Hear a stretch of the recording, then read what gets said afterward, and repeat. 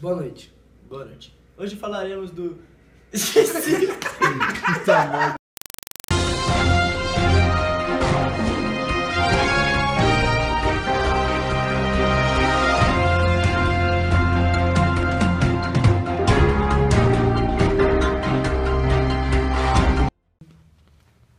Ô, ligou aí?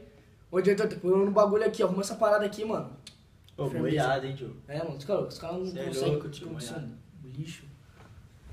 Boa noite. Boa noite. Hoje falaremos da organização social e econômica do Brasil, do período de 1530 a 1822.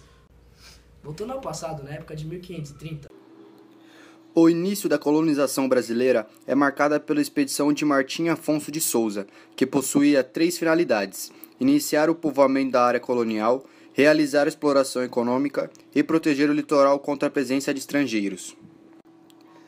Para efetivar o povoamento, Martim Afonso de Souza fundou a vila de São Vicente, em 1532, e o primeiro engenho do governador. Também iniciou a distribuição de sesmarias, isto é, grandes lotes de terra para pessoas que dispusessem a explorá-los. Com essa expedição, o sistema de capitanias hereditárias começou a ser adotado, iniciando efetivamente o processo de colonização no Brasil. Agora iremos falar do período de 1553 a 1558, onde estavam ocorrendo conflitos entre os colonos e os jesuítas, envolvendo a escravidão indígena. No mesmo período, estava ocorrendo a invasão francesa no Rio de Janeiro. O período colonial também ficou marcado pelo início da substituição da mão de obra escrava indígena para africana, pois os índios conheciam o território brasileiro muito bem e não se submetiam aos portugueses e nem aos processos de cristianização por meio dos jesuítas. Assim, logo traria um embate entre jesuítas e colonos pela escravidão indígena. E agora vamos aos comerciais.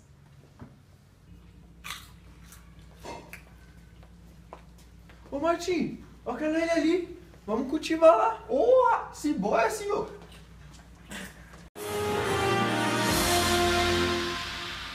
Você nem tá ligado, Diogo. Me falaram que o Brasil vai ser campeão em 2016. Nós nem tá lá ainda, mas me falaram. campeão do quê, brother? Das Olimpíadas. Ô, Vai ser no voltou. Rio. Voltou. As capitanias hereditárias foi a primeira divisão política do Brasil, estruturada em a Carta de Doação e a Carta de Floral. Implantadas em 1534 por Dom João III, objetivavam garantir a posse colonial e compensar as sucessivas perdas mercantis do comércio com as Índias. O Brasil foi dividido em 14 capitanias que foram entregues aos 12 donatários. O sistema de donatarias possuía sua base jurídica em 2 documentos. A Carta de Doação, documento que estabelecia os direitos e deveres do donatário e outorgava a posse das terras ao capitão donatário. É importante notar que o donatário não possuía a propriedade da terra, mas sim a posse, o usufruto, cabendo ao rei o poder ou não de tomar a capitania de volta. O foral, documento que estabelecia os direitos e obrigações dos colonos.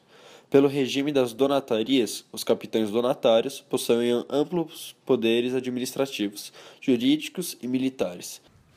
E para solucionar os problemas da capitania hereditária foi criado o governo geral. Aqui temos um esquema da organização social e econômica do país durante o governo geral. O governo geral era uma forma de centralizar administrativamente a colônia, o que agradava alguns capitães donatários que ansiavam por uma fiscalização e controle sobre as capitanias. O governo geral se constituía do governador-geral, que incentivava a criação de engenhos, o ouvidor-mor, responsável por assuntos judiciários, o provedor-mor, responsável por assuntos financeiros, e o capitão-mor, responsável pela defesa do litoral. O governo geral se constituía no esboço do poder público no Brasil, uma forma de ter mais controle sobre a colônia. O governo geral ainda atendia aos interesses absolutistas e mercantilistas, pois centralizavam o poder e transformavam a colônia em um reduto de exploração da metrópole. Ainda inaugurava-se no Brasil o Pacto Colonial, que era a forma exclusiva de relação política, financeira e econômica entre a colônia, Brasil, e a metrópole de Portugal. No período do governo geral, tivemos 3 governadores gerais: Tomé de Souza, uma boa administração, 1549 a 1553, Duarte de Costa, Má Administração, 1553 a 1558, e Mern de Sá, Uma Boa Administração, que vai de 1558 a 1568. Aqui ao lado, temos um esquema simplificando a organização econômica no período do governo geral. Então, o governo geral ele fiscalizava, controlava e administrava as capitanias hereditárias, que tinham a função de povoar, explorar, fundar vilas e proteger. E agora vamos aos comerciais. Foi não? Não sei, não, idioma. Foi? Foi não. Hã? O que você quer? Litoral, passa aí.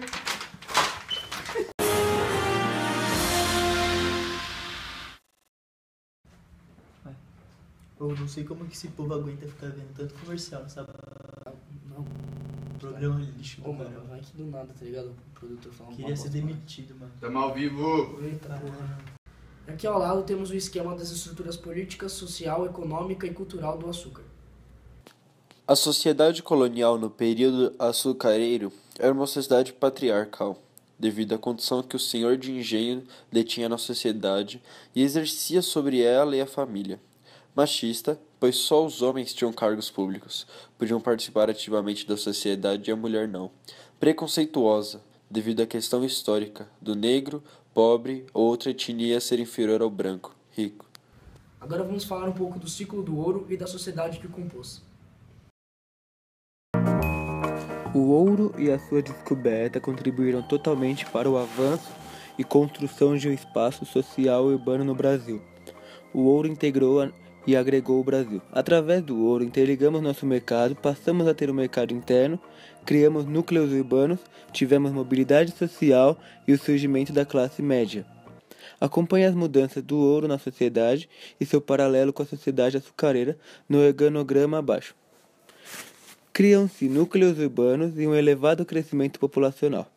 Mercado interno, destaque do Sudeste, trabalho livre, surgimento da classe média, transferência da capital de Salvador para o Rio de Janeiro, para facilitar o escoamento da produção. Agora vamos fazer um pequeno resumo sobre a época pombalina e suas consequências no Brasil. A intenção de Pombal era diminuir a preponderância da Inglaterra sobre a economia de Portugal. Para isso, ele apoia as manufaturas portuguesas, com ampliação das taxas alfandegárias. Tais medidas surtiram efeito e a balança comercial portuguesa em relação à Inglaterra ficou favorável durante alguns anos. Pombal, em relação ao Brasil, usou as mesmas táticas mercantilistas, como, por exemplo, para evitar o contrabando e manter o monopólio colonial, ele criou as companhias de comércio para o Grão-Pará e Maranhão, em 1755, e para Pernambuco e Paraíba, em 1759. A metrópole deu força à agroexportação de algodão, tabaco e açúcar. Algumas manufaturadas foram permitidas no Brasil para melhorar a qualidade do produto vendido à Europa.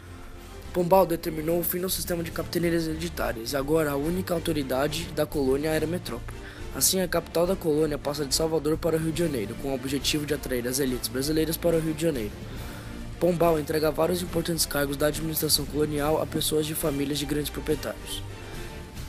E uma de suas medidas com relação ao Brasil foi a expulsão dos jesuítas do Brasil, alegando que eles detinham muitos poderes e criaram um autogoverno. Mais de 600 foram expulsos. Não saiam daí, voltamos já. Após os comerciais.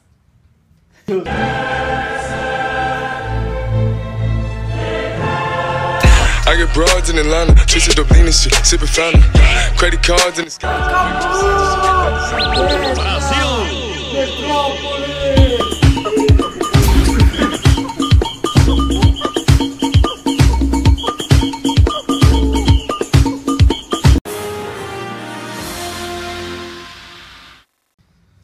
Ô, mano, mó dor de cabeça sair pra beber com os índios ontem, tio. Os caras encheram lá tão. É, mano, que é um Osaldina do Flex. Você que sabe, mano. Ei, tio, pera aí, eu vou buscar aqui.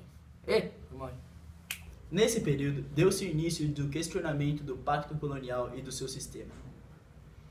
Houve um crescimento intelectual e o início dos questionamentos sobre o pacto colonial e o sistema colonial. tanto das elites que não aguentavam mais pagar impostos, como da recém-surgida classe média. Ideias iluministas eram importadas e trazidas por estudantes brasileiros que iam cursar a universidade na Europa. Nesse período, o Brasil não possuía universidades e esses jovens cursavam principalmente em Portugal e França, redutos de ideias iluministas de liberdade, igualdade e fraternidade, e voltavam ao Brasil repleto de novas ideias emancipacionistas e liberais, o que vai movimentar uma corrente no Brasil que dará o primeiro passo para o caminho da independência, a Inconfidência Mineira. Muito obrigado. Muito obrigado pelo programa de hoje. Até em breve.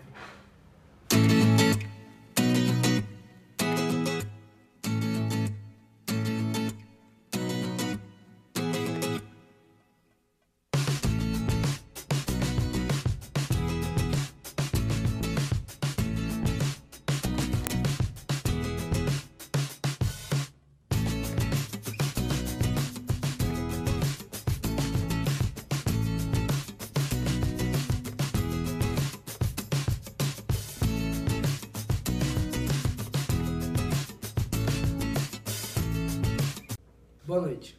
Boa noite. Hoje falaremos do... Esqueci. Agora pularemos para o período de 1553 a 1558, onde estavam ocorrendo conflitos entre os colonos e os jesuítas, que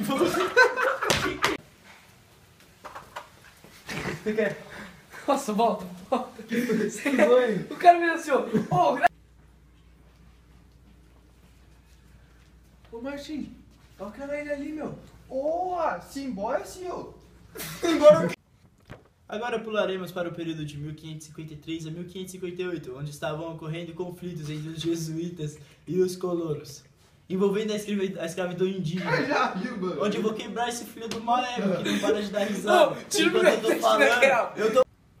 Agora 1500. Agora mimi. Agora pularemos para o período de 1553 a 1558, onde estava ocorrendo o conflito entre os colonos e os jesuítas, envolvendo... Agora pularemos para o período de 1553 a 1558, onde estava acontecendo o conflito entre... Para de... Agora pularemos para o período de 1553 a 1550... Era filho pronto. Para de... Agora pularemos para o período de 1553 a 1558, onde estava ocorrendo conflito entre os jesuítas e os colonos. Agora que eu ia conseguir ficar quieto o bagulho todo.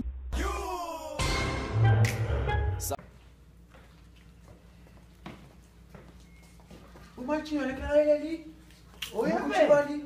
Simbora, velho. Vamos aí. Não, simbora, velho, não, isso ficou de costas. Agora pularemos para o período de 1553. Volta. Eu vou fazer... continuar, não precisa cortar tudo a Vai. 3, 2... Mas...